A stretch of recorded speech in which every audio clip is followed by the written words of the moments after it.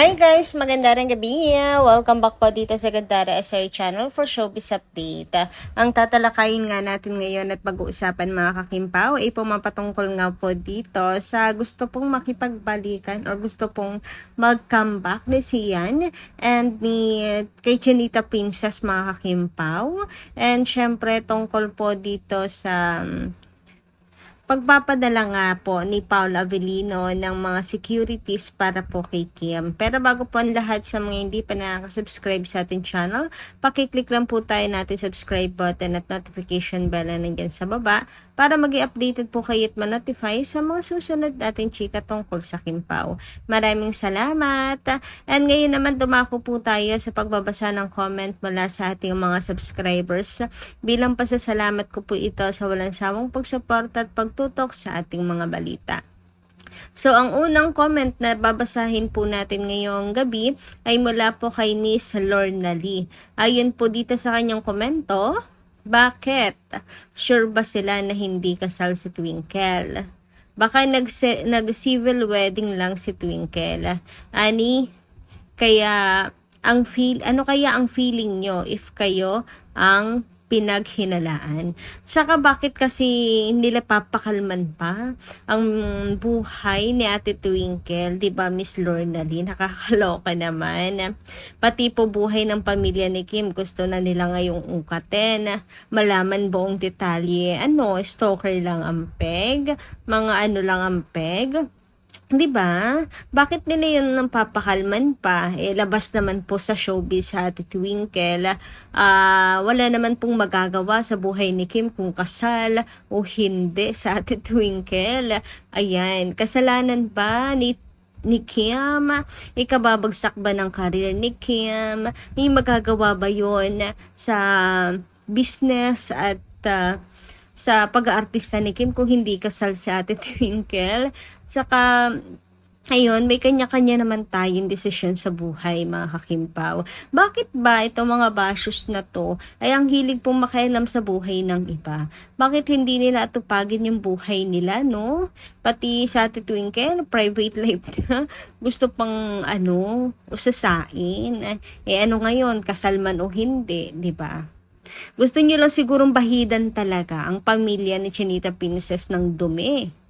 Ayan, mga hindi pa nakontento na balahurahin si Kim Chu, pulutanin parati nila sa kanilang pangbabatikos, pati ba naman pamilya ni Kim, gusto pa nilang bahira ng dumi. Ano ba nagawa ni Kim Chu para ganyanin nila at sumobra na sila, mga kakimpaw?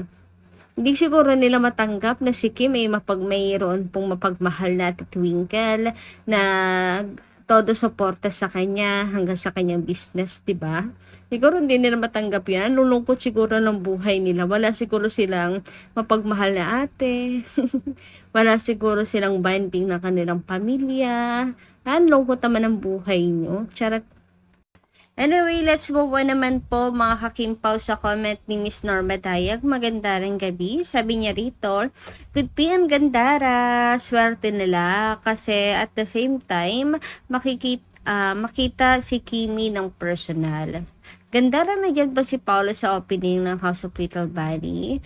Bakit may mga seafoods na nakaserve sa food sa table na inihanda dahil andyan si JP and kapatid? Alam naman nating hindi mahilig si Pao sa ganyan na mag-post sa mga ganap nila. Gandara, kamusta yung votation para sa SDA? Sana naman ito doon na ang pagboto kay Pao ng KP o ng Kim Paulandia para siya ang mag-march sa red carpet. God bless us all, special to KP and Gandara and family.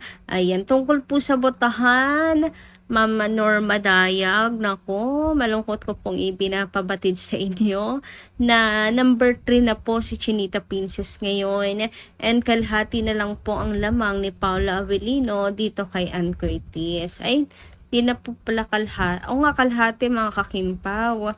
So, may ilang araw pa Naku po, may 2 days pa mga kakimpaw. Ano? Anong petsa na ba ngayon mga kakipi? Wait, tingnan ko lang. July 12 po. O, so July 14 po ang tapos. So, may pag-asa pa mga kakimpaw.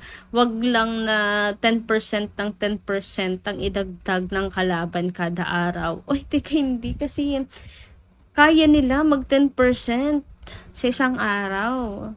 Nako, talagang dapat po tayo magtulungan ngayon mga kakimpaw.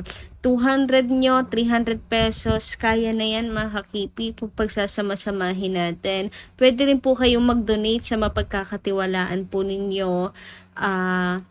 Mapagkakatiwalaan po ninyo na kaya pong bumoto. Yung iba kasi walang kakayahan bumoto, hindi alam kung paano, nalilito, ganyan, and wala silang app. So, ayan, pwede kayo mag-donate. Meron naman akong nababasang iba na pwede open po sila for donations. Pero doon lang po kayo sa mapagkakatiwalaan nyo ha, mga Hakimpaw fans, para sigurado po ang boto natin kay Paolo Avellino. May nababasa nga ako, ayan, naghahanap pa na mga kakimpaw, nagsisilip pa na, grabe, hindi naman sa negative way, but pag-i-encourage to mga kakimpaw ha, sa mga fans ni Paolo Avellino, fanatics, ayan, nawa ay bumoto po sila for Pau, kasi kailangan natin magtulungan ngayon. Wala kasi medyo tahimik yung fans ni Pau mga Kim Pao Global, ayun, nag-update po sila and binuboost din po talaga yung pag-vote kay Pao, ganyan. Sana lahat po tayo kumilos, no, para makaboto at maipanalo si Paolo Avellino. Masyadong mabilis kasi ang kalaban. Yung last check ko mga kakimpaw, 29% na po si Ann Curtis. Tapos si Paula Avellino ay 49%. O, diba bumababa? 60% na yan noon si Paulo 60% tapos ngayon down to 49% mga kakimpaw. What more pa kung magbagsak pa talaga tong kabila? Paano kung hindi natin ma-maintain yung 49% at bumaba pa? Di mas malapit mga kakimpaw matarget ng kalaban ng number 1. Ako, wag na wag po sanang malalaglag si Paolo Avellino. Ang tindi ng labanan. Anyway, dumako naman po tayo ngayon dito sa atin pong mga balita na nasagap ngayong araw na to mga kakimpaw. And unahin na natin pag-usapan ang post po ni Miss Carlina de la Merced, kung saan nangangako nga siya na ipopost daw po niya yung pic ni Paolo na sinabi niyang super gwapo. Inabangan po kasi yan ang mga fans, mga kakimpaw talaga. Kasi nga, namimiss na rin po ng mga fans si Pao. After po kasi sa Mindoro, wala na pong masyadong paramdam si Paolo Avellino or latest updates tungkol sa kanya. Nakakakilig at nakaka-excite ang post ni Miss Carl na sobrang pogi nga daw ni Paolo. Sino ba namang hindi may excite mga kakimpaw, no? Lalo na kapag lumakad na si Paolo sa napakahabang red carpet sa Seoul. Sabi ni Miss Carl, kagabi po ito mga kakimpaw. Wait lang, dahil last 3 days na lang ang pag-vote kay Pau's Outstanding Asian Star, mag-post ako ng slide pic niya na sinabi kong super gwapo siya. Mamaya, mga 8 a.m. sa IG, 100%, hashtag ipanalo natin si Pau.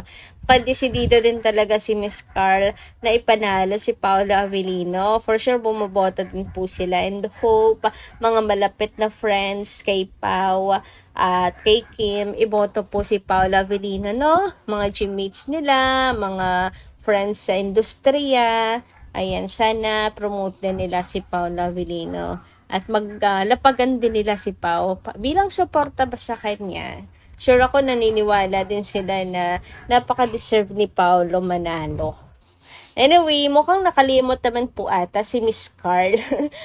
Parang akala siguro niya nakapag-post na siya, pero hindi pa pala.